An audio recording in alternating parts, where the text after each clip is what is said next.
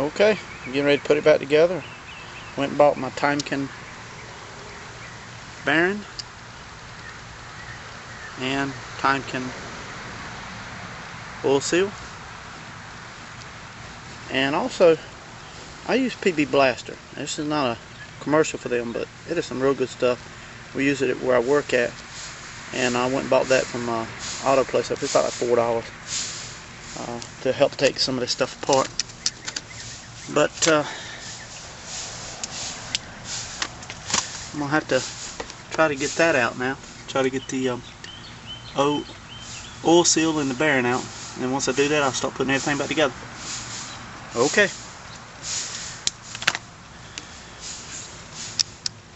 Okay, I've got these out. This is the bearing. It screws up in there too. That was neat. I thought that was cool. This is the oil seal. I had to take a screwdriver. You can see where I punched a hole in it. I had to knock that out. This was step 2 to getting it out. It was simple.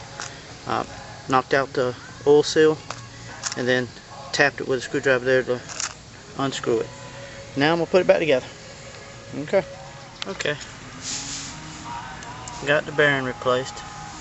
Put a new one in. There's the old one.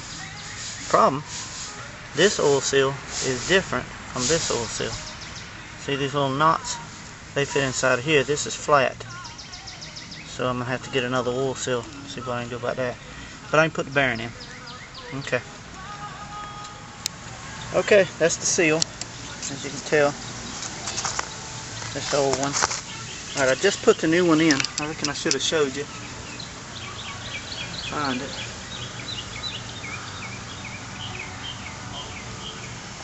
Okay, I'm starting to put it together now. I've been calling this a disconnect, but I went to the Chevrolet place and they called it another name. They couldn't figure out the part I was looking for because I didn't have the right name. But I've got the seal in now, I've got the bearing in, I'm putting the axle together, CV axle, and I'm starting to put everything else together. Still got that to put on the top. So I think it's called a swing arm, I'm not for sure. Oh well.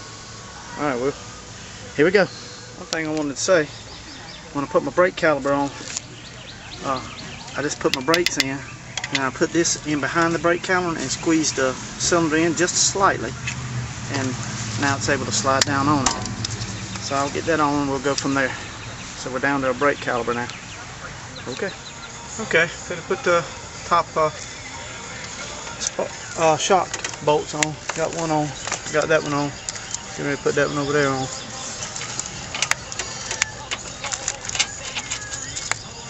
Alright, I'm tightening them down now. Alright, I'm going to put it back together. I've got the CV joint out, as you can tell. There's the, I call it a tri-ball. I don't know what it's called, tri-ball bearing, 3 bearing. I'm going to put it back on here. This little, it's like a snap ring. It goes on the end when you put the bearing on. You put this on then, and it holds it up in there.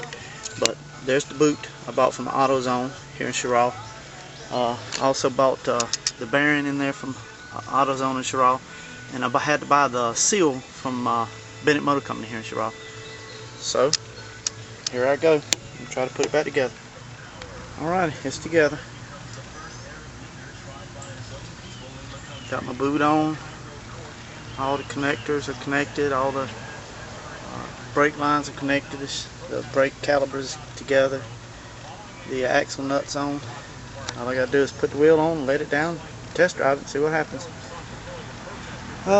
It wasn't too bad of a job. It's just finding the right part I had there, trying to get the right boot. I'm sorry, that was a little aggravating. But we got it together. Thanks. Well, here's my Oldsmobile Bravada 2002. I'm finished with the wheel bearing. Of course, this is the passenger side, but it was on the driver's side.